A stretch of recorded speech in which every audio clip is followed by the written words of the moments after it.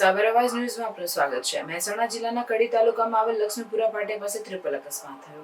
મહેસાણા જિલ્લાના કડી તાલુકાના ઉમાનગરના પાટિયાથી 1 કિલોમીટર દૂર લક્ષ્મીપુરાના પાટિયે તારીખ 20/5/2025ને મંગળવારના રોજ સવારે 6 કલાકે આઈસર પિકઅપ ડાલો તેમજ ઓમિની ગાડી એમ ત્રિપલ અકસ્માત થયો હતો। તેમાં તમામ ગાડીઓના મુસાફરો ઘાયલ થયા હતા। તમામને મહેસાણા સિવિલ હોસ્પિટલ ખાતે સારવાર અર્થે ખસેડવામાં આવ્યા હતા। રિપોર્ટર ભીખાભાઈ મકવાણા, સાબર અવાજ, નંદાસણ, કડી।